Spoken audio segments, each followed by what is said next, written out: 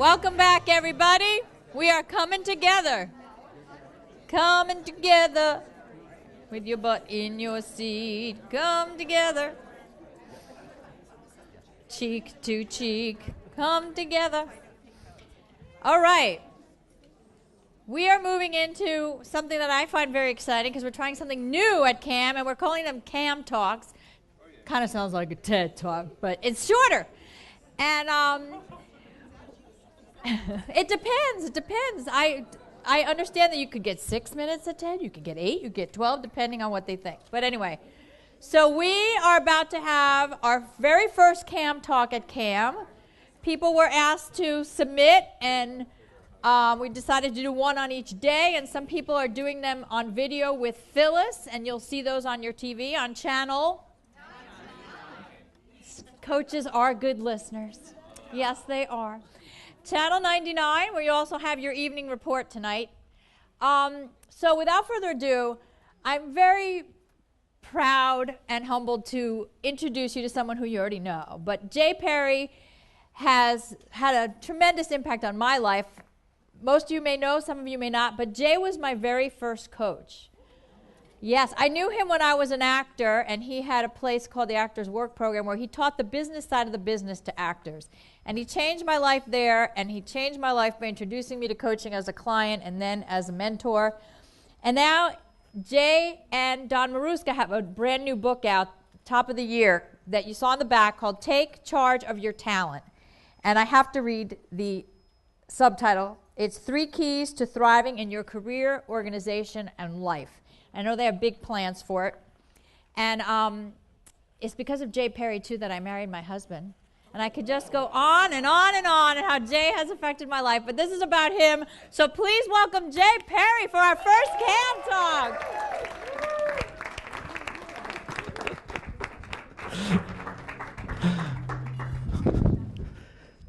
Yes, everybody, thank you very much. This is about take charge of your talent. With Don Maruska. Where's Don? Don's right in the middle there. And I'm going to tell you the story about how that came to be in a little bit. But first of all, I'd just like to say a few things about this notion, why we think it's actually important to take charge of your talent. What's so important about your talent? We just imagined that if everybody in the world could use 20% more of their talent, what would our world look like? We've done well over 1,000 surveys with people, and there's a clear correlation between how much people are using their talent, how much they think they're using it, and their level of life satisfaction. Raise level of talent, improve quality of life.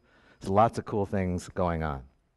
So when you publish a book like this, you better know what you're talking about. So good question is, how do you take charge of your talent? And conventional wisdom would have us think that where you would start would be to identify your talent, to label it. And what we've found is that's exactly the wrong place to go. As soon as you try to label your talent, it's like you're puncturing a hole in it. You're putting yourself in a box. My apologies to all you Strength Finder fans and all of that. So we found it useful for ourselves to redefine talent for our purposes. It's not just your skills, or your strengths. We say that your talent is your self-expression. Your talent is your self-expression, the joyful demonstration of your unique abilities that benefit both you and the world. The joyful demonstration of your unique abilities that benefit both you and the world. So, because you can imagine it's hard to, get your hands on what's unique about any of us. So how do you take charge of what you can't pin down?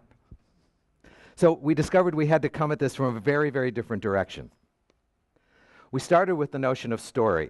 And one of my favorite quotes by George Gerbner, that what differentiates human beings from all other species is that we're the only ones that tell stories and then live by the stories we tell. So where we start is to power up our talent story. And it's a very particular kind of story, our talent story. It's a love story, as all great stories are, but it's also a hero story.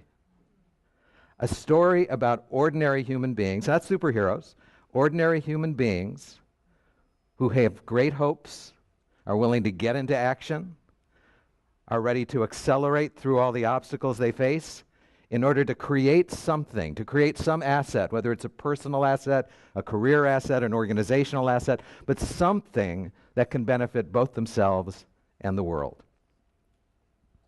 So what I'd invite you to do right now is just consider for yourself one of your deepest hopes. If you want to close your eyes, that's fine, but just take a moment to put stuff down and just imagine one of your deepest hopes. And as you do, I'm going to read this as a backdrop to it. It's by the Pulitzer Prize-winning poet Tracy K. Smith. We dream on our backs, eyes shut to the world. Dreams carry us away, but when we wake from them, we're right back where we were when we lay down. For all but the most exceptional of people, dreams keep us from stirring, from making a peep. I'm tired of dreams. As far as I'm concerned, it's time to wake up. Enter hope, another story altogether. Hope is not about receiving, about being the beneficiary of some nebulous good fortune. It's about putting desire into action. Hope is an idea with an engine. And it's that engine that you use to power up your talent story. So I want to tell you the story of how something came to be. It starts at CAM probably about 5 years ago when I was reintroduced to Don Maruska, who said, I'm working on this project about talent, and I might like to play with you. Would you like to play with me about this? And so we started doing that. We started playing with it. All kinds of wonderful things happened. It ended up being this wonderful book. And then I went to Camelot last fall, and we were sitting around in circles, and people were asking about our hopes. And I said, well, one of my hopes is to create a really entertaining presentation that's also thought-provoking around the book. And sort of that's where this story begins. So I started out by getting a video camera, which sat in my house on the window ledge for about 4 weeks before I realized I wasn't ever going to do anything with it. And then I was reading the introduction to our book again, and there's a line in it that says, just the perfect moment is now. And that just started going around my brain. And so I went out into the woods to take a walk with my dog, Mozart. And as Mozart and I were out there, hi, Mozart. And as I'm in the woods with Mozart, I started doing this, and suddenly a melody started coming to me, and I started to think, humming and humming. And so I started walking faster and faster and ran into the house and grabbed my guitar, and sat down with my iPhone and the little voice recorder on my iPhone and started recording it. And so I had this little scratch recording of this song. I created some lyrics for it. And and now I had this thing going. I called up some people, and I played the song on the guitar, and they really liked it. And then I met with my emergence group, who who double dog dared me to actually do something with this thing, to actually really make something of it. So I went up to my wife, Susan, and I said, hi, sweetie, how are you? And said, gosh, wouldn't it be great if we knew somebody who was a recording engineer? And she said, Jay, our good friend Daria has a son named Abel, and he's a recording engineer.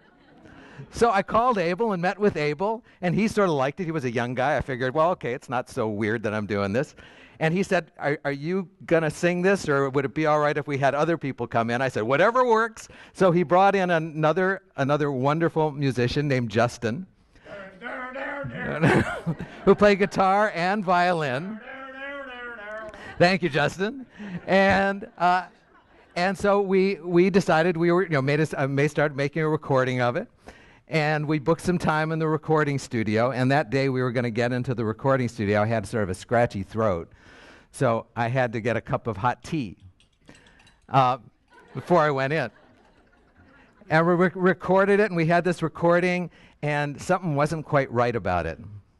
You know, it had been really courageous of me. I had to use my courage to get here. But now I found I really needed to use persistence to to make sure that we followed through and made all the improvements we needed to do to have the song be up to my standards.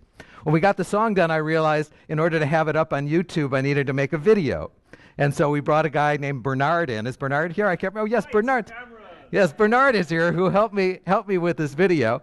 And so that's what we'd like to do for you today. Is we're gonna show you the music video of what we created. But before we do that, I just want you to take a look around at the room, because most pictures you see of talent are of like one athlete or one musician, something like that.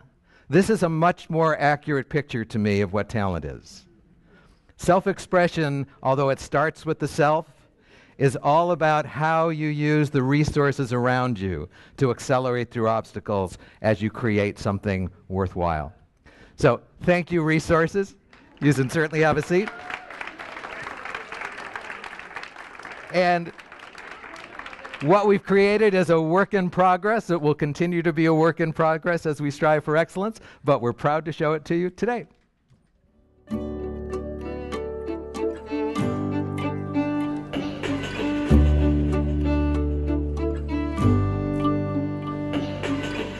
The moment is now. The moment is now. Sometimes I just feel like I can't get anywhere. I'm longing to fly, and no one seems to care. I'm dissatisfied. I'm sure I could give much more.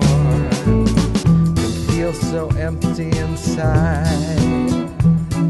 When will I get to explore? The moment is now. Tune into your hopes, my friend. Be the hero you are. See how far you can go. The moment is now. Life is for living, they say. If you're ready to grow, see how far you can go.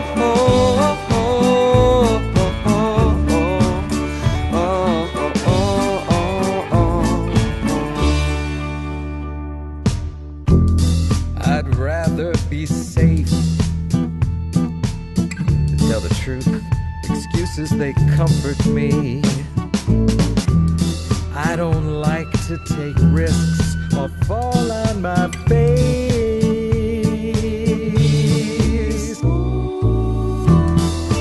I'm not up to the task, heck, everyone tells me so.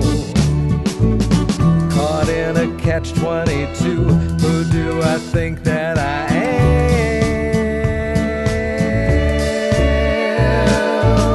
Be the hero you are. Tune into your hopes, my friend. See how far you can go before reaching the end. The moment is now. Life is for living, they say. If you're ready to grow, see how far you can go.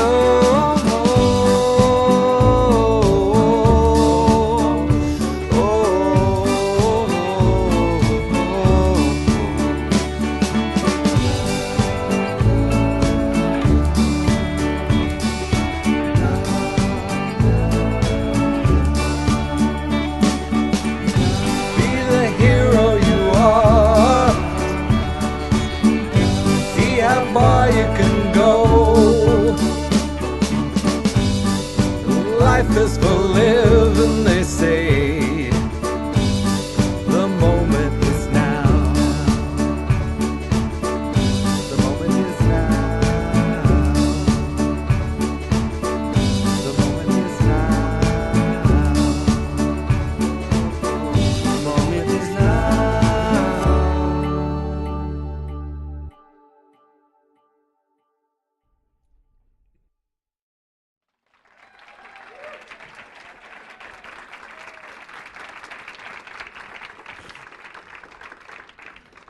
So this is all the product of the thing that we all us coaches know, is that you got to walk the talk.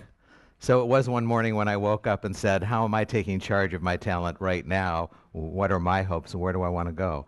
So again, our little formula, our 3 keys to thrive in your career, organization, and life are to 1, power up your talent story. Be the hero you are.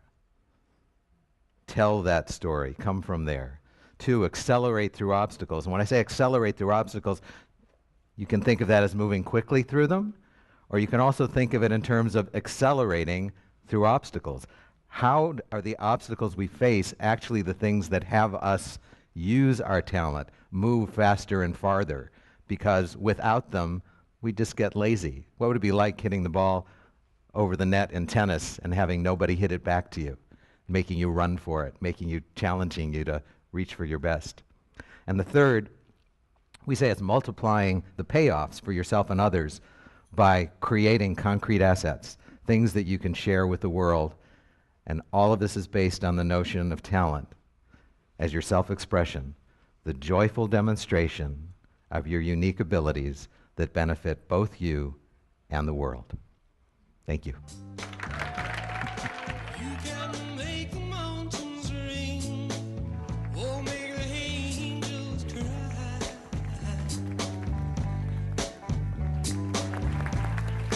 Though the bird is on the wing, and you may not know why. Do you want a drink?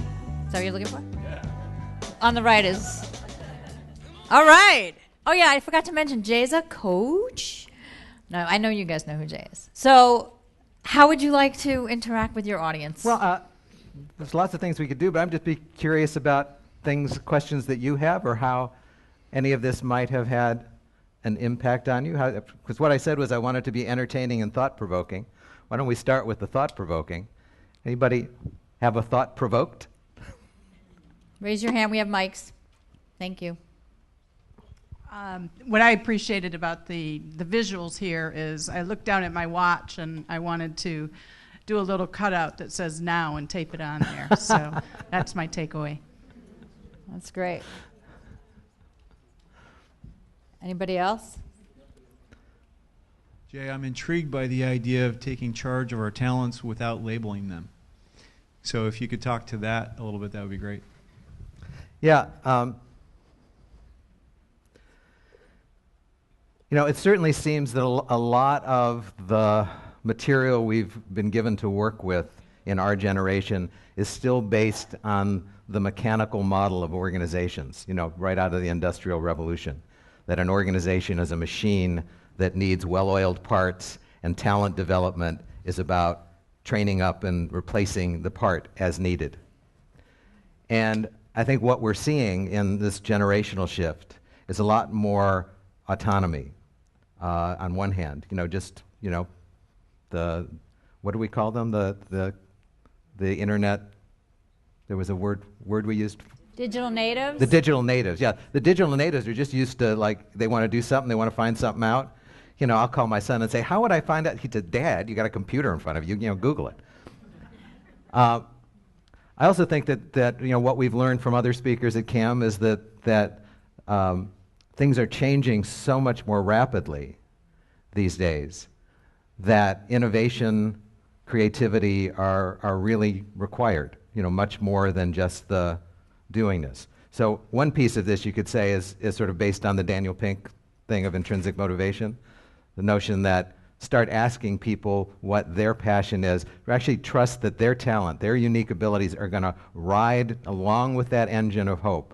They don't need to have the definition of what they're good at, because every time you define what you're good at, you're by the same token saying, and you're not good at something else. All of those divisions about some have talent, some don't, the money goes and the training goes to the high potentials, everybody else gets left out. What Don and I, my vision for this is to be able to impact everybody on the planet, to take the essence of coaching and be able to give it to people in just a few hours so that they can take it and run with it. That won't make coaches obsolete, but it certainly will be able to have us reach. And somebody said that earlier, I can't remember the question, But our 2020 vision is to have 20 million people using this by the year 2020 in at least 20 countries around the world, and to have at least 20% of the people impacted be from underserved populations.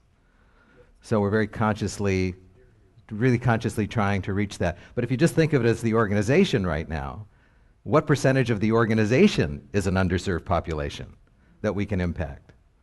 We can go into, an organization with 500 people and do everybody in a day or two. Train up a few more people more intensely so that they stay behind and are the champions, what we call the talent champions. So if we did that by, saying you're good at this, you're good at that, we're dividing people rather than bringing them together. I don't know if that makes sense to you. It did. It's occurring as you're speaking that I still kind of sense that eventually that individual has to say for themselves what their talent is. And so it seems like they're going to get around to labeling it one way or the other. So I'm not suggesting that I should be the one to label it or that anyone else should, but it seems like the person still has to get there. Well, so look at this video. I mean, I actually don't know what I was good at there. I sang part of it, and I had some of the ideas for it.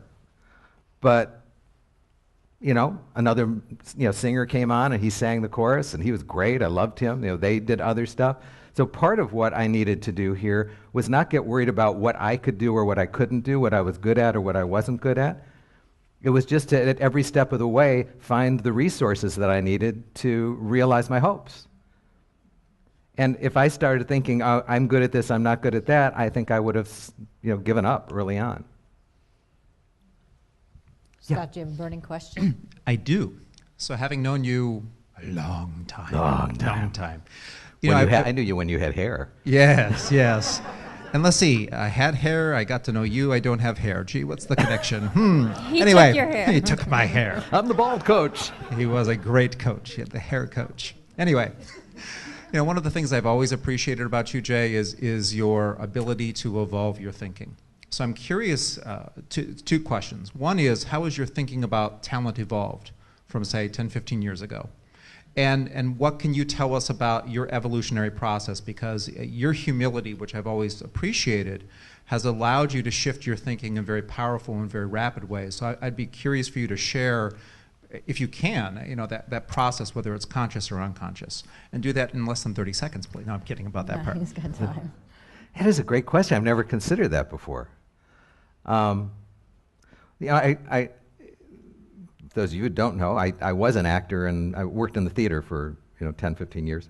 And that was always a concern in the theater, what your talent was, what you were good at, and people being typecast. And I learned early on in that that my hopes were not a match for the way the world perceived me. So I wanted to be Hamlet. Oh, what a rogue and peasant slave am I. Is it, and nobody said, people saw me as the guy that dressed up as a girl and was cute, and stuff like that. So I realized that if I was going to get typecast, I was going to be unhappy for a long time. If I was going to do what other people thought I was good at and appropriate for, that was not a fit for me. I had to find some way to express myself. And frankly, coaching was, that to me was the great gift of coaching. I think my entire life, all I wanted to have it be enough that I could be me. Not have to be somebody else to succeed in the world or to have a great life. So I suppose that's, for me, it's a sort of a steady progression, but this has everything to do with authenticity. And my take on authenticity, which you've heard before, is that it's actually the absence of adaptations to fear. See, I don't know what's authentic, but I know, if you take stuff away, what you're left with is authenticity. Can you say that again? Because I see people typing and writing, and it went by quickly. That authenticity is the absence of adaptations to fear. See, fear is a cool emotion. It's really great that we are able to experience fear. But we also learned early on to adapt our behavior. And whether it's to be very serious and businesslike, or whether it's to be, cute and funny, or to be really shy, or whatever adaptations we've had, really remarkable that as a species we can do that. but it also robs us from just being ourselves. I think that what we start out with here is what we call a talent catalyst conversation. The first question is, what are your hopes? But there's a series of 10 questions that we've engineered to bring people through a process. That's why we can train people to do this in a very short period of time, because we give them the open-ended questions to ask and train them in a very, very simple form of generous, reflective listening. But when you get down to the bottom of it, what are your hopes? And the series of questions are really asking, who are you when you're authentic? If you're just going to be you, rather than try to please people or live up to somebody else's expectations. Yes? I have a question that I want to piggyback on Scott's on the evolution of how you see talent, because didn't you direct as well? Mm-hmm. So you would look at people audition and say, well, there's an actor with talent or not talent, and now in a corporation standpoint or bringing out people's talent, what's that evolution? What does that look like? What have you learned? Again, I think it's the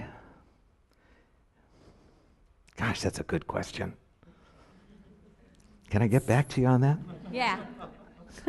But I'll take a shot at it now. But this is one. Thank you. I'm going to leave here with great questions to be considering.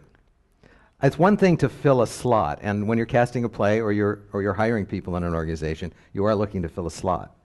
But once that person is there, that doesn't mean that that's the sum total of who they are.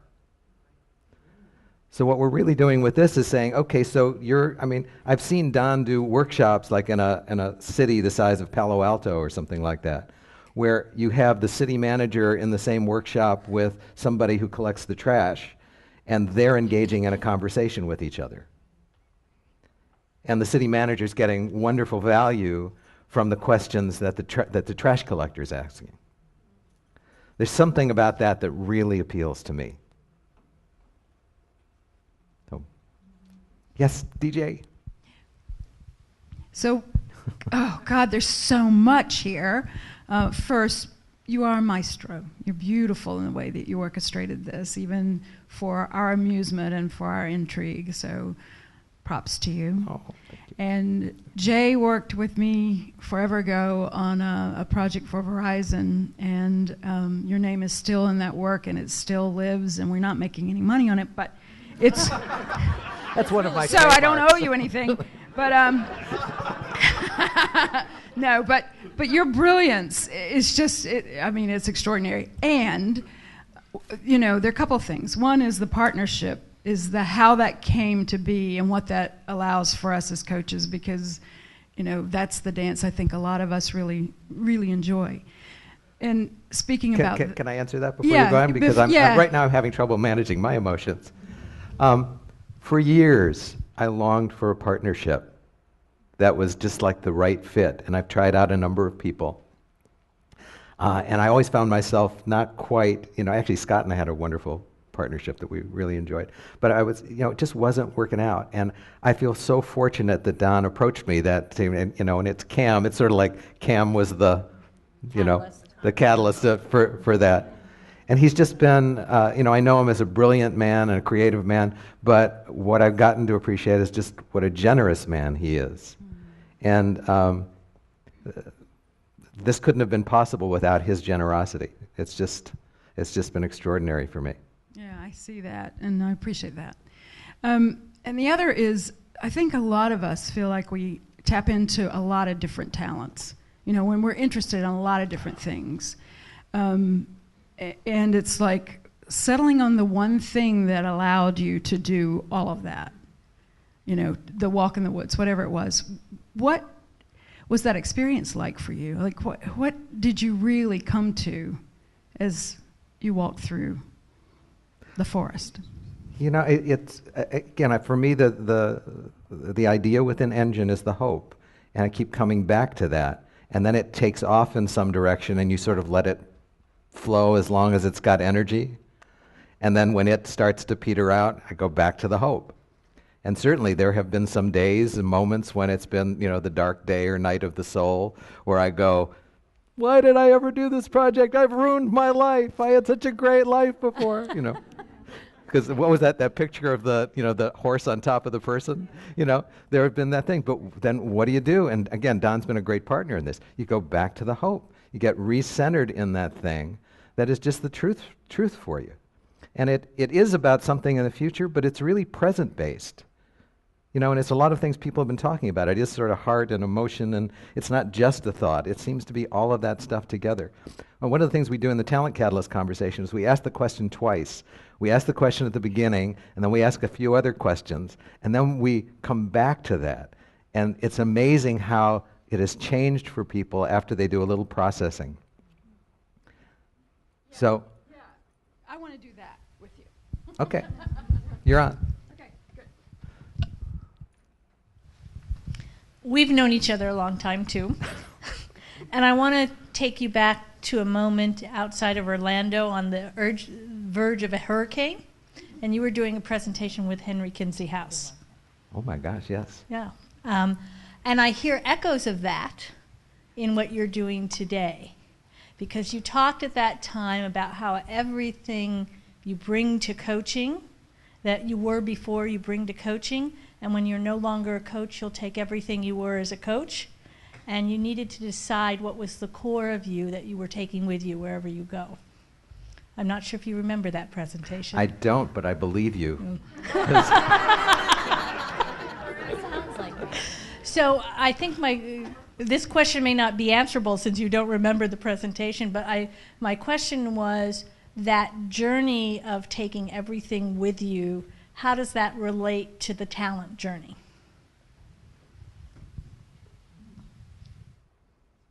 It strikes me that it has everything to do with it. That really, again, what we're asking people to do is just to trust that you don't need to pay attention to your talent because it's just there. And when you turn the key, when you engage the engine, which is what we think hope is at least it's one way in, when you engage that, it just comes along for the ride. I couldn't leave parts of me behind. There's just no way. Which is, again, one of the reasons why, defining it seems to be like, okay, I'm going to acknowledge this part of me, which is a strength, but all those other things, all those other colors and the richness, I got to push aside because this is what I'm good at. Jay, I'm going to give Marcia Mozart, the actress, the last question of the day, and then we're going to wrap up. Thank you. I'm going to take it off of you, although I love you too. But I want to come back to just the question. I need a clarification. When you speak of talent, are you talking about like skills and knowledge? And I ask this because I'm struggling a little when you said don't name it, and yet when I work with my clients and helping them to identify who they are beyond their skills and knowledge, Don's generosity, your sense of humor, of understanding, to me, that articulation of being able to express who I am as I put myself out there seems to be a way for my clients to claim it, to allow them to bring it out. And so I'm wondering, do you make that distinction? Because I know in StrengthsFinder they don't. They clump it all together. Do you make that distinction in terms of talent? Are you talking about just skills and knowledge, or are you saying all of it? I'm saying all of it. Okay. And I think I would agree with you. I think there are times when naming something frees it. And that's somehow different than labeling it and saying that's what that is and that's all that is. Okay, it's limited that's a great to that. distinction. Great, thank you. Thank you. So Jay, other Thanks. than the invitation to buy a book, what would be your call to action to us? Don, do we have a call to action? Yes, well, as part of this effort to have, we're really looking at this beyond Jay and myself to how this could be a vehicle to get the benefits of talent development out to people around the world. So if you're moved by this idea of how we could work together to realize a 2020 vision, and in that being something bigger than any of us in any of our individual efforts, we'd invite you to go to a place where you can keep in touch with us about that and contribute what you'd like. And it's Take Charge of Your Talent on Facebook. If you want to like the page, it's an easy way to figure out what's going on, what's happening, and how you can be part of it. And it's an open system. We welcome all of you to play. And for $2.50, you can talk to me. So from Jay, what's a call to action that's not about the project, just for all of us? Yeah, I mean, if something resonates here for you, there's this question of hope, and whether you just grab somebody and have them ask you that. Just what are the hopes for your talent, or what are your hopes, and why are they important to you? And you can drill down with that. You can keep asking that question for 5, 6, 7 iterations. Why is that important to you? What's so important to you about that? Until you really feel like you've gotten to some bedrock, some engine that is really the thing that's going to propel you forward. Thank you. That's it. Thank you. And that's why he's a master, like the rest of us, but he's special. Thank you. That was beautiful. Thank you. Well done. Thank you. Take my water. There's brilliance in this room, and I think that's why the CAM talks have emerged as something for us to do, and that was a beautiful debut. So one more time for Jay. Thank you.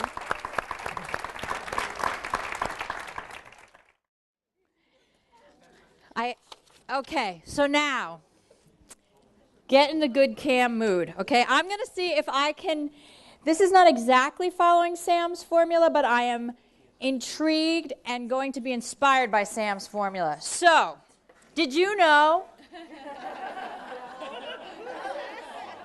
that Dr. Maria Nemeth, right here among us, dated Dennis Hopper? Did you know that they won an award for a student film that they made together on motorcycles? And did you know that she also got to see Jimi Hendrix burn her guitar while seated between Mama Cass and Brian Jones of the Rolling Stones? Imagine how all that worked to fast forward mixing techniques to now being a speaker worldwide, bringing clarity, focus, ease, and grace to people's life. Besides being a coach, he's a licensed clinical psychologist. How about that? And finally, I'm trying to think of a technique. Here she is!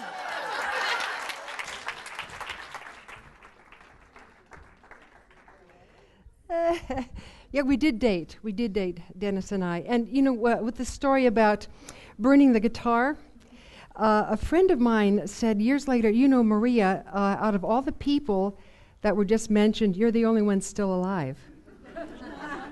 So, imagine in this hand a book that never got published. Imagine in this hand a book that got published after maybe taking me 9 months to write and getting me on the Oprah show. Are you interested in the difference? Yes. Okay. First book. I'm 27, 30 years old. I've traveled around the country. I've given all kinds of talks on crisis intervention. I mean, I had the whole thing wired up, wired down, and I was impressing people with my ability to talk about crisis intervention techniques. One day I decided to write the book on crisis intervention, the definitive book. So I'm sitting at my typewriter. In those days, we had typewriters. And all of a sudden, as I'm starting to type, I get a tightness in my chest and my arms get heavy and a thought in my head, I don't think I'm ready to write this book yet. And I walk away. 3 months later, I'm sitting at the typewriter.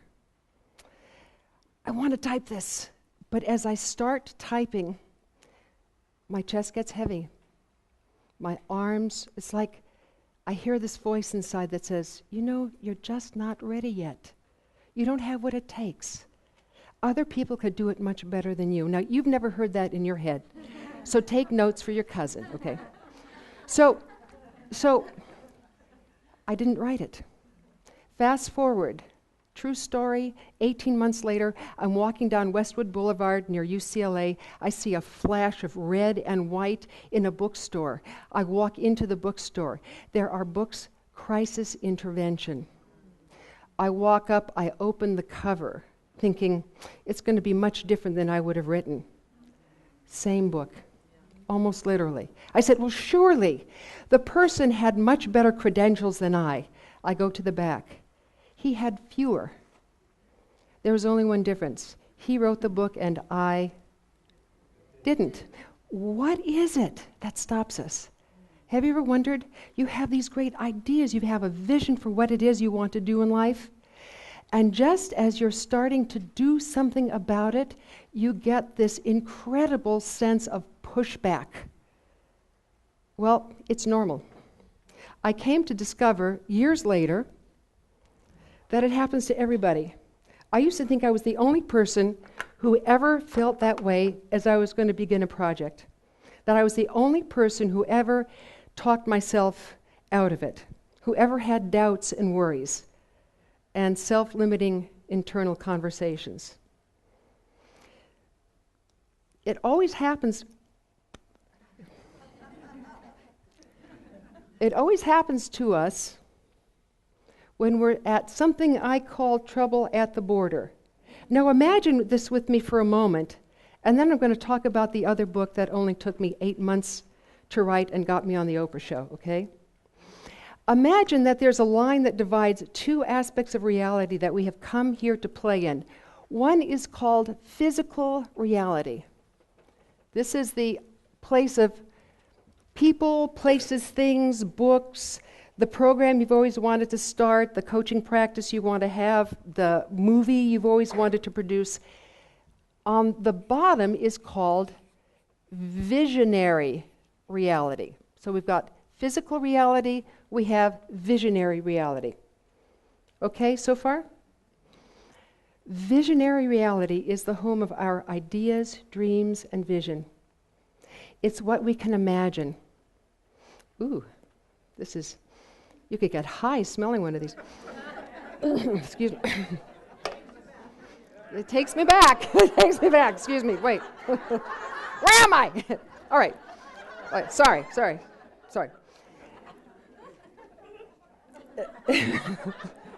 It's the home. It's the home of our ideas, dreams, vision. It's where we get a lot of energy, right? But if we stay in visionary reality too long, we can become very frustrated. You know, we can have this sense that our life is not as fulfilled as we want it to be. Here is physical reality. This is the home of the things you can measure. Once again, that coaching practice you've always wanted to start, the book you've always wanted to write, whatever it is. But as we take, let me see if the next one smells like this. Oh my God, yes. All right. I'm just a happy girl. As we go from visionary reality and we create a goal in physical reality, something that we vision, we love it, we have a sense it's going to make a difference in other people's lives, it has a lot of meaning for us, we hit trouble at the border. Now, trouble at the border occurs because there is a big difference between visionary and physical reality. In physical reality, whatever we want to do takes energy. And there are 6 kinds of energy: money, time, physical vitality, creativity, enjoyment, relationship. 6 forms of energy. Not only that, in physical reality, everything changes. Not only that, in physical reality, change is unpredictable. These are the 3 factors that make for a perfect game. You can put tennis on this, you can put golf. Whatever you want to do takes energy. You have a changing environment, and things are unpredictable. Perfect game. But see, sometimes we forget that we're playing a game, and that it's good to have games, and that goals, these are things that keep us young and keep us engaged in life. But at Trouble at the Border, the next thing that happens is that it kicks our brain into gear, and we experience something that the Buddhists call monkey mind. Monkey mind stands for that aspect of the mind that is always chattering at us as it swings from doubt to worry and back to doubt again. It's the thing that stands at the gateway to your goals and dreams and says, I would turn back if I were you. That's why I give it a little tail here. How do we go past trouble at the border with ease without tearing our hair out? Given that whatever we want to do is going to take energy, we've got change, unpredictable. Well, this is my second book. This is how my second book happened. The book that I actually wrote. I had 3 girlfriends because I was going to use the energy of support. That's that 6th energy I told you about. Money, time, physical vitality, creativity, enjoyment, support. I had 3 girlfriends, and they promised to call me one at a time, take turns, 7:30 every morning, writing my book. My promise was I was going to write 3 pages a day. Now, I told all of my girlfriends, this is what my likely monkey mind symptoms are going to look like. I'm going to complain, I'm going to whine, I'm going to say, you know, I can't do it, whatever. So you have to warn your friends about what your monkey mind is going to be saying. But this was their job. Every morning, one of them would call me at 7:30. They'd say, Maria, are you sitting in front of your computer? I'd say, yes. They'd say, is it turned on? I'd say, yes. They'd say, how many pages are you going to write today? Now, my answer was always 3 pages a day, except when I got into trouble at the border. One day, I was writing a chapter, and I didn't know how to get in it, and all of a sudden, my chest got tight again and my arms got heavy again, and I just started hearing all this stuff in my mind. And my girlfriend, one of them, called me and she said, Maria, are you sitting in front of your computer? I said, yes. She said, is it turned on? I said, yes. She said, how many pages are you going to write today? And all of a sudden, I found myself saying, I can't do it. This is terrible. My life is passing me by. I don't want to write this book. No one is going to like it. And I'm crying. I mean, it's really a snot fest. You know what I'm saying? I mean, I'm really into it. And there's this little pause at the other end of the line. She says, I hear you, Maria. And how many pages are you going to write today? Because you see, she went into alignment with my goal and my dream. She didn't go into collusion with my monkey mind. You see, we need people who can see past those self-limiting inner conversations that we all have. And sure enough, I wrote those 3 pages that day. Now, 3 pages a day times 3.5 months is a manuscript. I did it. But as a girlfriend of mine, Patricia, said, I did it myself, but I wasn't alone. You see?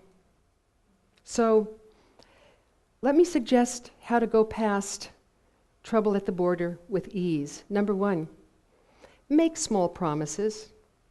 Don't make huge promises. Don't say, I'm going to write 10 pages. Because, you know, if you make big promises and you don't keep them at the border, it's a disincentive, you know. And besides, at the border, it often takes 10 times more energy to produce 1 unit of result than you thought it would.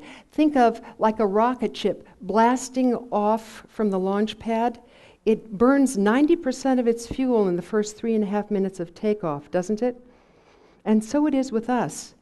At the beginning of a project, promise small.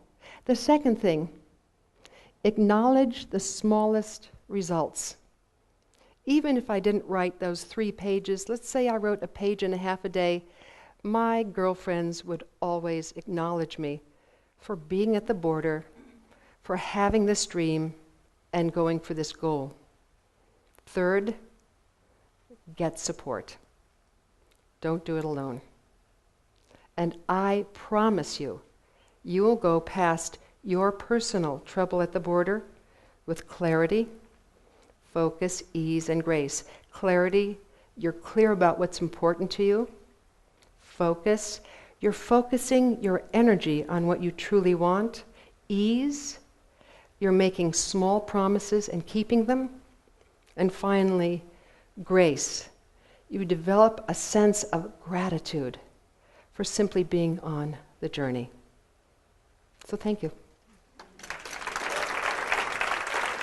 Take a bow.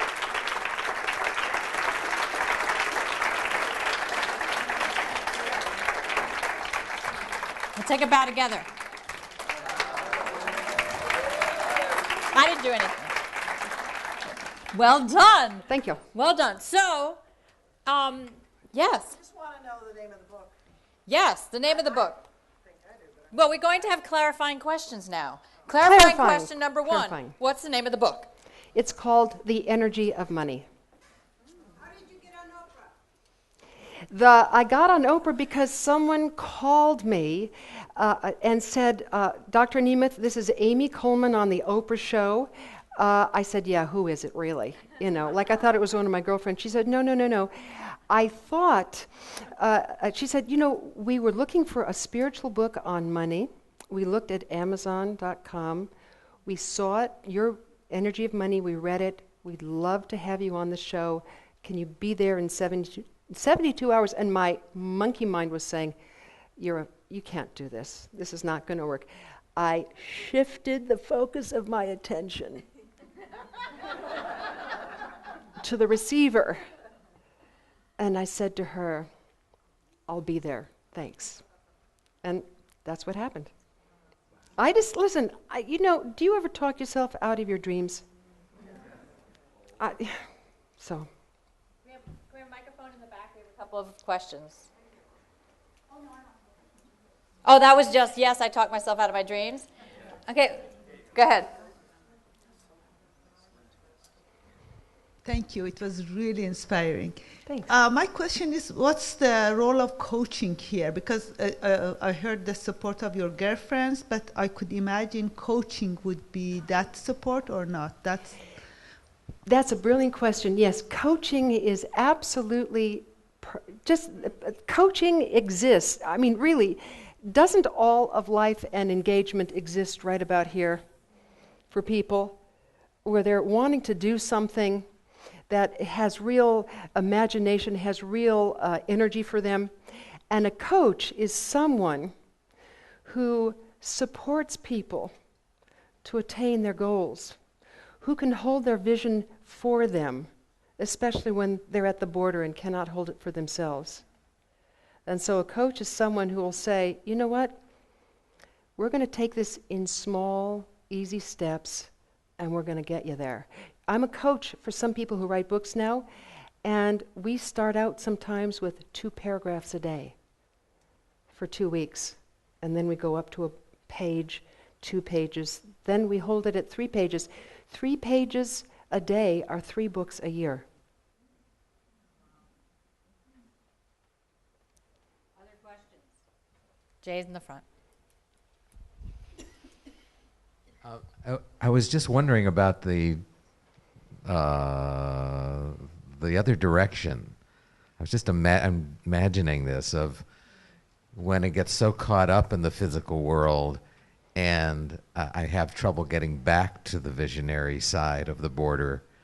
Do you also imagine it that way? Yes, and because I imagined it that way, about 20 years ago, developed an instrument that I've now given to about 100,000 people. It's called the Life's Intentions Inventory.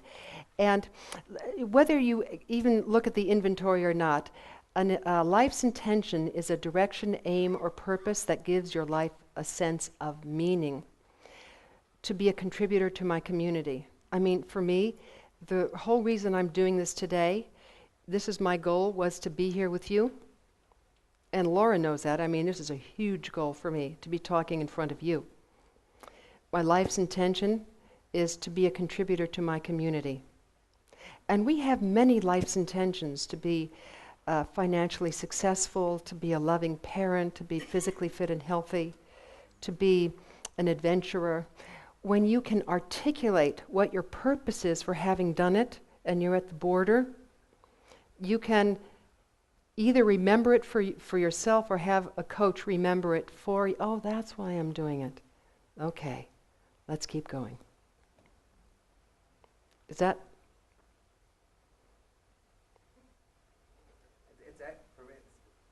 I guess it's actually the other thing for me, is that you can get caught up in the doing, so you're keeping going, but I lose the sense of meaning. Yes, which is So why, it's yeah, getting- which is it's why, getting back which to is the other exactly, side. which is why a coach is someone who reminds you of the meaning. You see, because if you see what the meaning is for you, for even doing something, and you can articulate it to someone, and you say to them, look, when I'm at the border and I'm just doing, would you remind me of why I'm doing this stuff so I can go ahead? I think I must be doing a bad job of asking the question, because what I'm actually thinking is there a time to just get out of the physical world, get back to the other place, and is that border crossing, I guess it's my experience, that sometimes it's as difficult to cross the border in the other direction, to dwell in the visionary place. Not like the visionary place only exists so that I can get to the physical world, but that it's another real place I can dwell. Oh, absolutely. You know? Yes. No, it's an important place to dwell. I'm just talking about when you are called to do something then, with that vision that has engaged you. How do you go about actually doing something? And that's what I'm addressing here. But absolutely, however, you and I are made to take whatever is here and put it here. I'm going to take the mic as a participant, if I may, to Jay. The whole time you were asking the question, Jay, I got a mic. It made me think of why people have weddings. Because I didn't want my parents to spend that money on a wedding. And my mother would say, no, you need to have a wedding, so that every day that you're caught in the doing of changing diapers, paying for school, yelling at each other because you didn't take the garbage out, you think back to that vision of what happened on that day and how you felt on that day, and do you want to recommit to that day? So that's just what occurred to me while you were speaking, if it helps at all to hold, to get out of the doing and back to the vision. I don't know, I just wanted to offer that. Rituals, and they drop you back into that sense of meaning. Because there's another thing. Sogyal Rinpoche, who wrote the Tibetan Book of Living and Dying, he said, sometimes, there are two kinds of laziness, he says there's active laziness and passive laziness. He said, in my country, we have passive laziness. This is India. We sit around and drink tea and listen to the soap operas. He said, but in your country, you have active laziness. It's filling your life with so much activity that you don't ask yourself the questions that have real meaning for you. He says it's like your lives are like flies buzzing around on a hot summer night. There's a lot of noise and movement, but no sense of direction. DJ? There's so much I want to say to you. I have a copy of your book that's dog-eared and highlighted. And Maria, I know you've been in our community for a long time, and I just never made the connection of you in the book. And, so one of the things that's occurring to me right now is just a deep sense of appreciation for what's in this room, the talent that's in this room, and the amazing gratitude, Babette and Donna and Guy, for bringing us all together and really creating this community, because it's really special. But around the time that you released this book, because this is in the 90s, right? Yeah. That you released this. Yeah. I probably saw you on Oprah. I probably have seen you at the Sophia Institute in Charleston. Haven't you spoken there? Maybe not. I Maybe sometime. Probably. Probably. But yes, you were there energetically. Okay, good. Okay, so, but something you did for me as I was releasing a friend into the wild and watching her leave was to remind me of the intention. And what came to me was your job really is to love the people I put in front of you. Basically, that was the message coming to me. Just love the people I put in front of you. And that was a reminder. It crystallized that for me when I read your book. Fabulous. So I just want to say thank you. Thank you.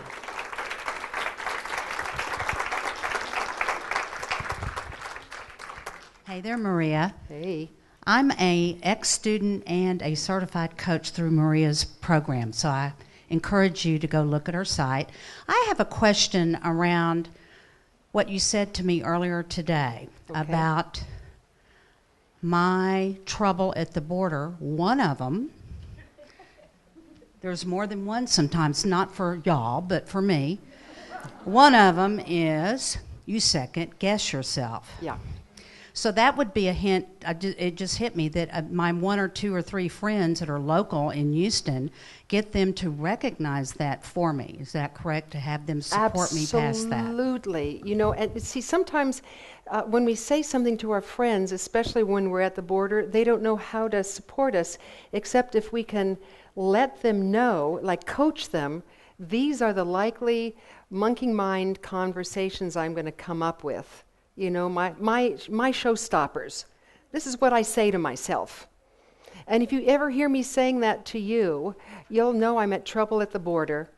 And please have me re-look at my basic commitment that even put me on the journey so that I can find myself again because of your support. Because when we're at trouble at the border, it's real. And we do talk ourselves out of our goals and dreams, yes? And that's what we need each other for. This is one of the reasons I so love this meeting, because here is a community of support where we have the possibility of knowing who each other really is. And I can hold your dream for you, and you can hold my dream for me. And then we all rise. We all rise together. Another question? So I'd like to Somebody know. Oh, over we here. do? Okay, great. Mike Runner. Thanks, Diane. Hi, Maria. Thank you so much. Well, I talked to you yesterday and was talking about my own stuckness, and I actually teach people about the percentage of the monkey mind that's running, what percentage it is, because I've been researching that for 13 years now. And when I ask the general public, they say that monkey mind is running 99.9% of the time. So it's no small thing to get past that, especially as we move towards our dreams. The thing, though, you remind me of that I so don't do for myself, and I know better. Like, how many of you know better? But one, to acknowledge the small things. Because I ask myself and others for big things, right? But sometimes it is just the 3 pages or the 2 paragraphs or sitting down at that computer and not moving for 3 hours. And also the thing I will take with me is grace. Yes. Like to just really keep being gracious with myself for the things that I do. Because when I don't do that, then whatever I'm doing is certainly not enough. Oh, yeah. And that is the monkey mind. It is. And you know, those of you who know neurophysiology, you know that this here, monkey mind, is probably a part of the amygdala, right? Which at the border goes into fight, flight, or freeze. And the minute you have an amygdala kind of conversation, it literally hijacks your frontal lobes. And there's no chance for creative thought. So part of being grateful is to take a deep breath, appreciate the journey you're on, appreciate the journey your client is on, and in that deep appreciation and gratitude, one of the things that comes back online is the creative thought. And you begin to move pass the border with clarity, focus, ease, and grace. I wonder if, oh, Nemeth, great. Ooh, I can't stand in front of the thing. There we go. So, Maria, we had a moment or two yesterday, and I'm forever grateful. And what I'm noticing is, so we've worked through round the border, got through the flies, and here you are. You've written the book. You've had the interview with Oprah. And so what? Yeah. So we arrived there. So I'm just curious, what shifted in you? Tom Cruise, jumped on the couch. I don't know exactly. Remember? Yeah. Yeah. So let me say something about that. I'm working on my next book. All right. Now, I used to think that once I recognized this and worked on myself enough, that I would never have to experience the border again. Right? Yes. No. I have a book, and now I'm asking for support because it's the same thing. Really, the minute I think that I have it all handled, hear what I'm saying? No, it's wonderful because it keeps us engaged. So, trouble at the border is always there, and that's why we need one another, and that's why it's important to be generous with ourselves and others. When we have self-limiting internal conversations, I want to say one more thing to leave you with today. Therefore, it could be said that your self-limiting internal conversations are a sign that you're doing something right and not something wrong. It's a sign that you are stretching the envelope. You are learning a new skill set. You are doing something you haven't done before. When you and I are at the movies, at our favorite movie, no monkey mind. When we're doing this, monkey mind. So honor that it's possibly something you're doing right.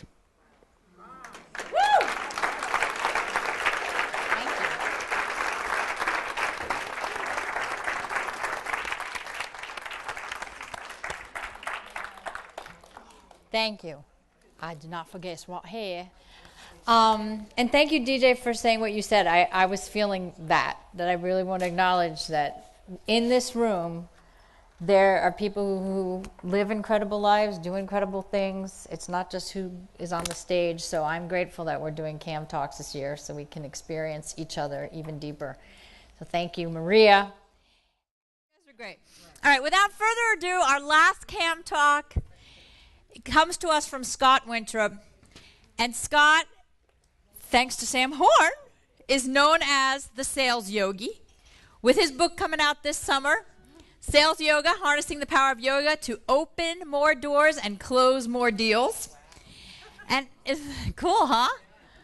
And Scott's coaching company has done consulting and coaching for some big places, big companies like Boeing and McDonald's, and the American Red Cross, Procter & Gamble. He has a new bride. They've got 2 kids. He lives in Florida. Please welcome the Sales Yogi, Scott Wintrip.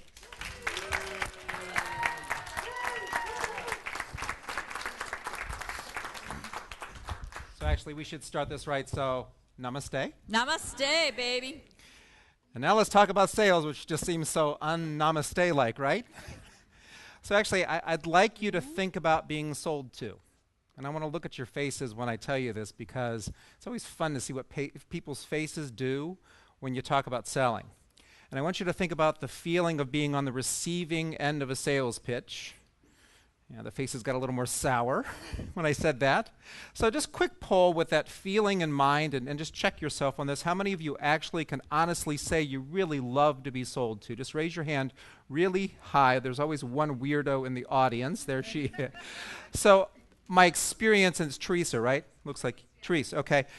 It's usually for one of the 2 isms that people like to be sold to. Altruism, because you know how hard it is, or voyeurism, because you want to see how somebody else is doing it. So is it one of those 2 isms for you? The second one. Both of them. So she's a voyeur and an altruist at the same time. Okay. So we're all in agreement we don't like to be sold to, right? Yeah? All right. Now let's talk about buying and shopping. So I heard an ooh over here. All right. So think about it. You want to go buy that new handbag. That's not my thing, but I get that some people do it. My wife loves these things. I don't get it. The new car. And take out the sales part. There's no cheesy salesman here. It's just you get the new car smell, the house. Hands real high now. How many of you really, really like to buy things you enjoy? Okay, you're awake. So think about the problem here. The incredible disconnect. Everybody loves buying, but nobody likes to be sold to. What does that tell us about selling? It's being done all wrong. There are thousands of books and programs, and none of those have changed that people don't like to be sold to. One of the sayings I have is, everybody sells, but nobody really likes to be sold to. Everybody buys, and they really enjoy buying. And what's happening, there are mass defections of people moving to the internet, moving to non-sales interactions where they don't have to deal with the smarmy, the pushy, the convincing, the influencing, all these words we think about salespeople. They're moving away. Organizations are downsizing their sales teams, upsizing their internet presence. Now, this isn't just about salespeople. I wanted to make it relevant because you got to go know your audience. And this is true of coaches as well. Coaches struggle with selling. In fact, I want to tell you the story of Tara. Tara was a coach I worked with a little over a decade ago. And she came to me looking for a mentor, but she also was looking for somebody who could help with the piece she really, as she said, technical term, sucked at. I just suck at selling. And so, Scott, I need your help is what she said, so fine. So we started out the coaching, the intake, all the stuff we normally do, and I actually asked her to coach me because I want to understand her value to the people she coaches. And the picture, to do a Sam Horn up here, to wave it for you. She was so present. I never met her in person. I have no idea what she looks like. Actually, I have a mental image. I'll share that with you in a minute. She was so present. She was so persistent in her coaching, though, and she did it with an iron fist. And what I mean by that, it was a gloved iron fist where she came at you, but you just didn't see her coming. She was so kind, she was so compassionate, she was so present, and Jay's never going to forgive me for doing this, but literally during one of my coaching sessions, I pictured Jay Perry in a dress. And this is who this woman was. And I'm rooming with Jay, and he has no dresses in the closet, so let me clarify that he brought this time anyway. So this woman is just amazingly present. And when I experienced her, I thought she has all of the requisite skills to be really a good salesperson because, and I'm going to tell you things I know you know. Great salespeople are great at inquiry. They're great at listening. They're great at being present. That's coach. That's a coach, and that's Tara. So we get to the call a few sessions in where Tara is going to now sell to me. And the reason she wanted this is she developed a coaching program, quite brilliant, that she wanted to take into companies, in particular Fortune 500 companies. She came out of Fortune 500 and she understood the culture. And she went through a transformational experience in becoming a coach, left Fortune 500 and wanted to take it back in. So we get ready for the sales session. She sets up who I am. I'm a senior level VP in a Fortune 500 company. She sets this all up and she's being fully Tara. And then the sales call began. And to sum it up for you, to fast forward, it's as though a used car salesperson suddenly took over the call. She was no longer this present coach. Her tone of voice literally changed, and it was the slick salesperson in a Tara kind of voice. And I was blown away. When she would ask me a question, even though she's Tara the coach, she was Ivan the terrible used car salesperson because she interrupted everything I said. She really didn't want to hear. And she kept plying me with things. And this went on for 10, 15 minutes. I lost track of time, and I couldn't wait for it to be over. And we get done, and I'm thinking, okay, she has to really understand how bad this went. But no, she said in this bright, cheery voice that was Tara, she said, so how'd I do? And I'm sitting there going, oh, crap. I've now got to tell her the truth. So I picked the most compassionate coaching question I could think of at the time, and I said, where'd Tara go? And she got it. She said, well, yeah, I know I wasn't, fully me. I wasn't my normal coach self. And she had all of these excuses. And so then I asked, after it came out of my mouth, what I thought was the silliest coaching question I'd ever asked. And I wanted to put it right. Have you ever had that experience? Something comes out of your mouth and you wish you could go right like this, push it back in. This is what happened. I said the following. I said, Tara, were you channeling dead salespeople? Because here's my experience. I swear to you that a seance must have happened during the call. And there's Tara, okay? And somehow through the channeling of spirits, a being came into her body, or multiple beings of salespeople, because her voice changed, her tone changed, her pace changed, her questions changed. Everything changed. Now, I'm thinking at this point, because I asked such a silly question, that this will be the first time I've ever been fired, so quickly in a coaching relationship. And that's not what happened. She actually said, Scott, I think that's exactly what happened. I had no clue what to do with this. I had no idea whatsoever. So, of course, I asked the most brilliant coaching question of all. You know it. Tell me more. Tell me more. And what she changed was impactful for her and life-changing for me. She said, Scott, I told you I never wanted to be one of those salespeople, yet that's exactly who I became. And I think I did it because that's what I've seen throughout my life. And I was stunned. I was like, wow. So she imitated the behaviors of people she really didn't like, really didn't respect, really didn't want to be, because she didn't feel confident. Remember, she said she really sucked at this. So we talked about it. We debriefed. She had some very specific homework, but so did I. I left that call, and I immediately sketched this. This is, again, a little over a decade ago, and from the time I sketched this to today, it hasn't changed. And I wanted to share this piece with you in particular because this transcends sales. This transcends leadership. This transcends coaching. I found in sharing this with thousands of people that this shows up again and again and again. Now, I'm going to keep talking about it in the sales context, but I wanted to give this tool to you. So when our competency confidence goes down, you like that? Yeah, we got sound effects and everything. Those are from the back of the room. We'll give a pause. What happens is behavior imitation goes up. Thank you, Tyson. That was beautiful, by the way. Let's give a hand for these sound effects. That was beautiful. When competency, we set that up days ago. We planned this. We rehearsed it. He's brilliant. So when competency confidence goes down, behavior imitation goes up.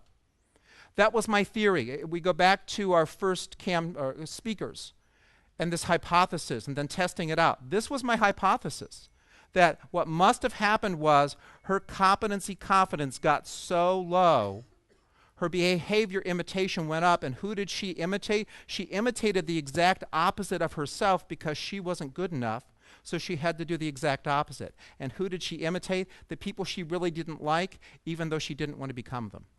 I took this back to Tara. I said, Tara, here's a picture of what happened. Is this accurate? She says, oh my gosh. I faxed it to her because it's a long time ago. And I said, Tara, show me where you were on this. And here's where she picked. All the way to the right. Is it any wonder that she became this amazing used car salesperson who was the persona of everything she hated about sales? I shared this for years with thousands of salespeople, thousands of sales leaders. And again it validated over and over again. We would watch. We would have dialogues. We would do debriefs. And every single time, people would say, that's exactly what happens for me. In fact, we pinpointed it where what we saw was these salespeople could actually say who they were imitating. They would name a person. They would name a type of person that they had seen. We took high-level producers, and it was the same thing. What we found was they actually do this too. High-level producers, you would think that they don't have competency, confidence issues, but they do. And so what we found was when they were actually being the pushy, smarmy salespeople, we could actually look at those moments, and that's when their confidence dropped, and they were channeling that dead salesperson that they had seen in their previous life. But again, it didn't stop there. I took this to leaders then. I started with sales leaders. And my question was, does this happen with them as well? When that leader's being a jerk, they're a nice guy most of the time, but they're being a jerk now, is it because their competency confidence has declined and they're imitating somebody they're not? And the answer was yes. What I realized was this thing about being authentic. When we're not authentic, this is the root of being inauthentic. We so do not believe in ourselves, our own abilities, that we feel like we have to be somebody totally different. And who do we be different as? People we've seen. Because we learn as children the art of imitation. We carry that into our adulthood. This is why we see, for example, U.S. Airways. It's one of these airlines I just absolutely hate to fly because they have, still to this day, the flight attendants from hell. They're just not happy people. Having met managers, having done a little work in the organization, attitude rolls downhill. And what's happening there is these managers are emulating one another. The staff members are emulating one another. So 3 things I want to share with you from Sales Yoga, because this is my mission in Sales Yoga, is you have to be grounded. What happens is people are not grounded in themselves. And in fact, what Don and Jay are doing with Take Charge of Your Talent is brilliant, because what's happening is when somebody lacks competency confidence, they are leaving their talent on the shelf. They don't believe in those innate abilities. And what I found was, I'll give you an example. One of the things I shared with Tara, one of the yoga principles that I use in sales yoga is called creating the yet. It's one of the hardest things for a coach to do. It's one of the hardest things for a salesperson to do, and that is create an opportunity where there is none. When they say, we don't need your coaching, Barry. When they say, Val, you know what, we've got an internal resource here. Most coaches, from my experience, okay, not a problem. I'm so coach-like, I'm not going to push anything on you. What we talked about with Tara, Tara's very well read. And so what I suggested to Tara was, keep reading the Wall Street Journal, the New York Times, The Economist, which she reads daily. And the next time you hear that, ask a provocative question about their industry. See what happens. So that's what she did. She went into a Fortune 500 company, was sitting down with a senior level executive, C-suite. She's got great contacts. And it was a courtesy meeting. He knew her through a friend. So happy to meet you, but Tara, we don't need you. So Tara created the yet. And where create the yet comes from, how many of you do yoga? So are there postures you've not done as of yet? Are there things like, touching your toes and not bending your knees that you haven't done yet? Yes. Yet is an acronym. It stands for You're Eligible To. You're eligible to. You're eligible to be able to grab those toes eventually if you keep at it. Just like Tara was eligible to win business in places where she didn't think there was any. She asked this buyer, he said, well, thanks for coming in, but we really don't need you.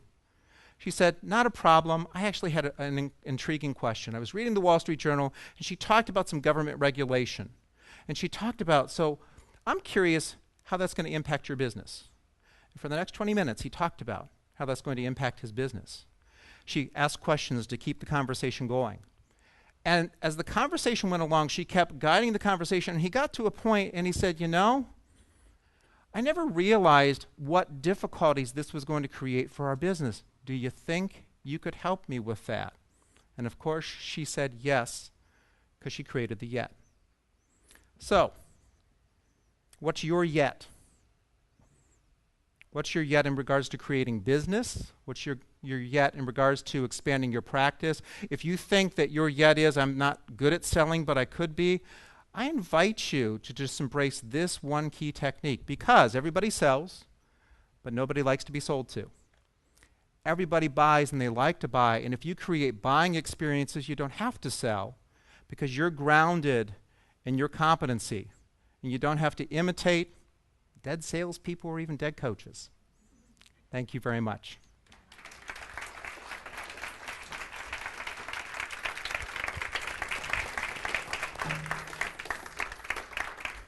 So these are your 15 minutes, and we're going to have a conversation. If you want to ask me questions later about this, other sales yoga techniques, the beauty of this book is that it's very grounded in a lot of yoga principles and common sense and coaching. So rather than stand up here and share with you 5 techniques that you already know, I'd rather have a conversation with you about these 2 things. And so 2 things that showed up for me, although it could be a conversation about anything you heard me talk about, but these 2 showed up for me in regards to what would we want to talk about. So the first one was, I'm curious to hear, how has competency, confidence, and behavior imitation shown up? That's shown up for you personally or shown up for your clients. Alternative is, I'm curious, how else can yoga be used as a metaphor? So we'll have microphones. We got them ready to go. Is there either question? I have a comment on the yoga, and I haven't done a lot of it, but what I really love about it happened to come from one instructor who said, it's all a practice, and so there's no achievement. But also, she had us picture our mats, and that we would release whatever energy wasn't useful to us before we started the practice, and that the energy would go into the floor and be there for someone else and come back as a different energy. Okay. So, realizing that, I'm not quite sure how it relates, but I put it out on the floor. Well, and it's Gail, right? You know, Gail, one of the things I find interesting about sales is salespeople do not practice. They just go sell and they practice on their customers. I work with many coaches, whether it's mentoring them or helping them sell, and they don't practice the sales part of the conversation. I watch leaders who are trying to sell ideas, and they don't practice it before they go do the sell. And so this practice that you talked about in sales, I talk about the practice makes profits, not perfect, because there is no such thing as perfection. You can always perfect it. And part of it is energetic.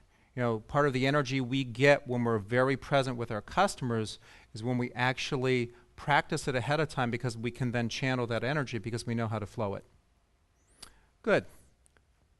How does competency, competence / behavior imitation, that inverse relationship, show up? Right up here. About 10 years ago, no, 13 years ago, I went from being a lawyer to learning to be a coach. And of course, in the beginning, I didn't have a lot of business, and so I took advantage of the time to learn yoga at about the same time. And I realized recently that in my mind, somehow they're muddled up, and the things I learned from yoga are what really helped me go from being a lawyer where I was an expert to being a coach where I had to let go of expertise and just be present. So I wrote a piece for a little PBS website recently on how yoga helped me create my coaching career. And I mention it just because I got so much feedback from people saying, you know, that's interesting. Yoga helped me start my new career too. That being a learner, kind of letting go of expertise, being willing to stumble, learning to kind of meditate when you're not feeling confident. Apparently that's a path for lots of people. So I just share that with you. It is, and if you think about, and let's go back to salespeople for a minute, how many of you have coached salespeople, sales organizations, sales leaders? Can we agree that they tend to be fairly ungrounded? Yes? So, you know, part of bringing this to sales organizations and to sales leaders and leaders in general is this, when you describe this, there's this grounding that comes. And just think about the exercise that we did today. I don't know about the rest of you, but the experience I had in just looking in somebody else's eyes, how grounding that is. And you said the word presence. I felt more present today, although I felt incredibly wait, it's really late on Wednesday here. I felt more present than I had all week.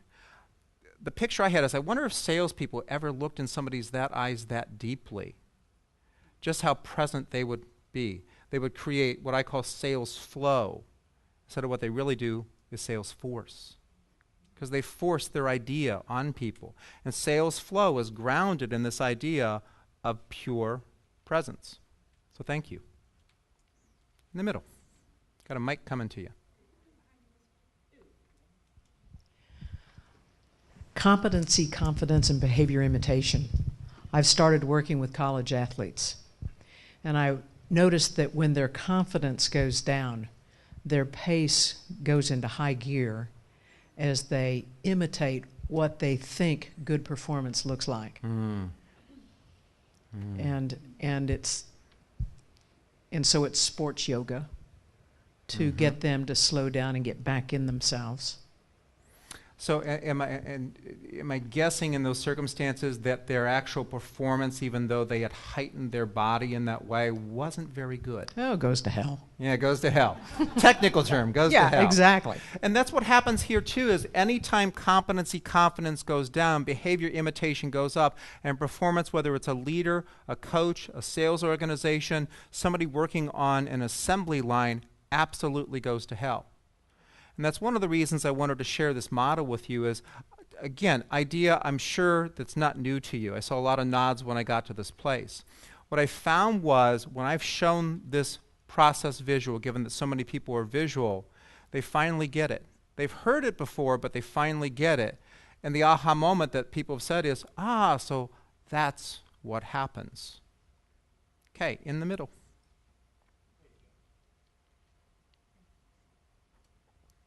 So I'm just curious.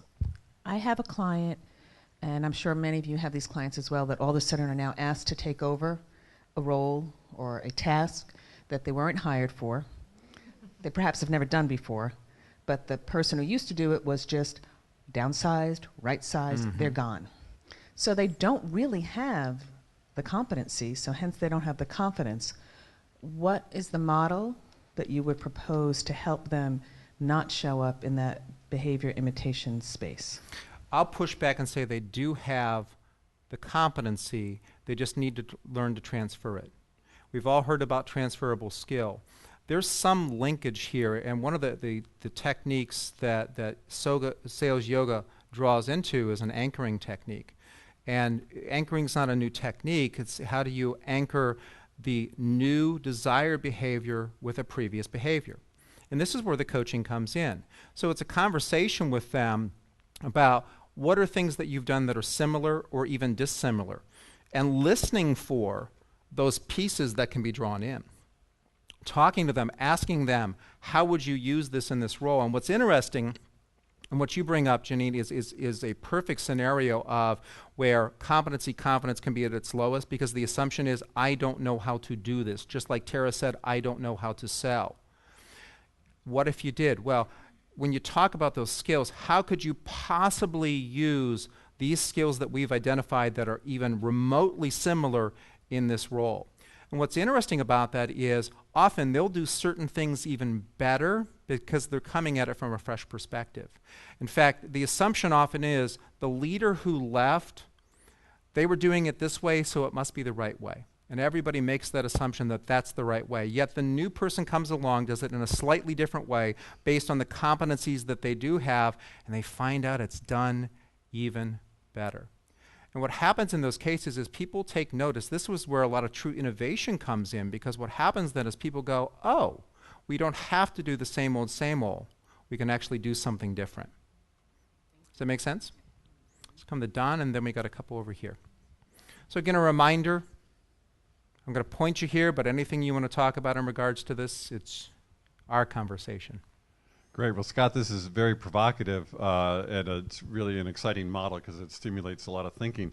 And one of the questions that I'm having is that when competency, confidence goes down, usually fear rises. And the fear, as we know from the neuroscience and psychology, sort of gets the amygdala going, shuts down the prefrontal cortex and cerebral lobes that are people's better thinking. So I'm kind of wondering if, yes, they may default to a behavior imitation, but they might also be defaulting to, an incomplete or just a survival kind of response that may not be any imitation of anything good, bad, or whatever elsewhere, but just a coping response.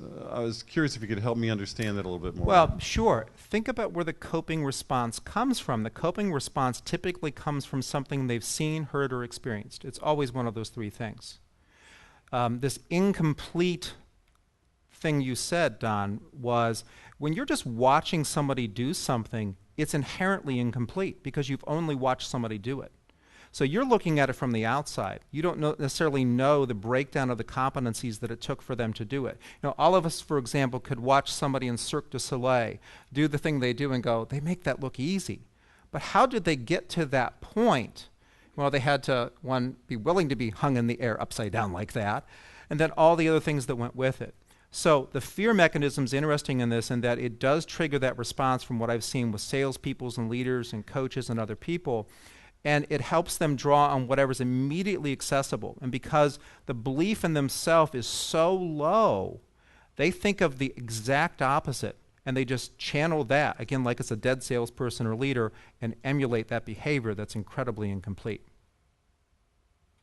Did that get to the essence? Yeah, I was curious about what you said were the three sources of what people drive back. See, hear, and experience. Those three things. So what they saw somebody do, what they experienced in being in an interaction, because that's different than just seeing. They had the experience of seeing that person do it, but being involved in it, and then they hear. They heard how somebody did something, or because some of these behaviors are over the phone. They hear somebody do something on the phone, deliver information, engage in a sales pitch. So it's always one of those three things that becomes the method of imitation. Susan. Okay, so Scott, I see this as a situation that you don't want to have occurring. And on the other hand, I'm sort of trying to tease out the difference between this and often when people are learning something, you need a certain amount of imitation. So a new coach might imitate their own coach or some other leading coaches while they're trying to find their own voice. Sure. So how does that fit? Well, imitation is not inherently bad. If you think about what my son's learning to drive right now, so just continue blessings my way if you would, please. And so I watch him and I watch my son imitate me as a driver, which is very humbling, I might add, including my son dropped his first F-bomb in my presence. I don't do it often, but he just looked at me and said, well, that's what you do. So, imitation inherently is not bad. The problem with imitation is the person doing the imitating modeling the right behavior. And therein lies the issue. So if we've got a good coach-mentee relationship, that's a wonderful thing. What happens in competency confidence is people remember the exact opposite, and therein lies the issue. So even if it's done right, and there are cases where that's the situation, that's where it's inauthentic. They're trying to be somebody they are not. So in a sales situation, it may have been the most beautiful sales presentation that they have seen done, but they're trying to do it and they can't pull it off because it's not them. Yes. A member of my tribe here. Hello, Mike. Hello. It's kind of building off of that a little bit. You may have covered this, but I want to challenge a little bit that when competency confidence goes down, behavior imitation goes up, production or performance has to go down. Getting back to the fact that maybe it is a model that's aligned with who I'm aspiring to be or the skills I'm aspiring to develop. So there's a process to get there. So isn't there a benefit or value when you're coaching someone to just replace the model they're using perhaps with a positive model or a beneficial model or something that's actually going to help them develop rather than something that's going to take them away from their authenticity? Yeah, I absolutely agree with you. What you're saying is we need to get them from the right to the left. And that's what this is all about. What competencies do they have? That's the model. It's what coaching is all about, which is why I shared it today, is if you can tie them into their own competencies. They may not have all of the competencies that they need, but they'll have enough of them that they can build on those competencies. Because what happens then is performance that you talked about, you're right, performance tends to go down on the right-hand side, but it doesn't always stay down and it doesn't always go immediately down. What's interesting is performance will go up and down as somebody engages in behavior imitation, whether it's a leader or a salesperson. The issue here often in those cases is sustainability. They can't sustain the result because they truly don't have the competency. They're just faking it. If we get them on the left-hand side through coaching, which is the system that I hear you talk about, we're tying them into something that they really know, and we can build from there. And now we build on authenticity, we build on core skill sets, we build on something that is familiar to them, and we go from there. So I'm officially out of time, but because it's Babette who wants to say something, I'm saying that's probably okay and they're not going to turn my mic off. Don't be too sure. What just occurred to me when I was sitting back there and this came up in the competency confidence, and when your confidence goes down is parenting. And when you're dealing with children and your confidence goes down in your competency, the behavior that you often imitate is the behavior of your parents. Whoa. And sometimes that's, that can be something you swore you'd never do. Yes. But when that confidence goes down, that's, I think, it's a great example.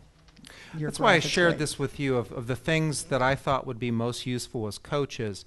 When this showed up in my life, thank you to Tara. And I called Tara to tell, and her name's not Tara, by the way, so don't try to figure out who this is. This is somebody well known in our community. And I changed her name to protect the innocent because she is. She was so thrilled because she said, Scott, that was the day that changed my life. And we have this debate whose life was changed more. Because one of the first places this showed up for me, to Babette's point, was I was a fairly new dad when this all showed up. And about a week after I drew this drawing, I literally channeled my mother, who thankfully is still alive. And when I got done with that, I went back and I looked at the chart and I just drew a line of exactly where I was at. And I was on the very right. I could have taken it off the chart because I was in a situation with my son I just told myself I didn't know how to handle. All right, we have to end with a cheesy moment, so would you please stand? Raise your right hand because it's now time for the Sales Yoga Mantra, which is my form of an oath. So repeat after me, and state your name. Okay, so from now on, Tony is to be known as state your name, just so you know. Do solemnly promise to become a sales yogi in my coaching practice. Because what I have to provide is that valuable. And I will never again doubt my competency. Because behavior imitation of crappy coaches sucks. So help me, coaching gods. Have a seat. Thank you all very much.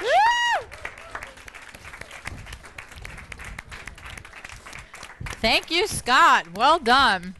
And in the name of yoga, I took off my shoes after 3 days. And now we're going to break till 6:30 to party. Thank you for coming to Camp 2014. I'm projecting into the future, 2013. See you at 6:30.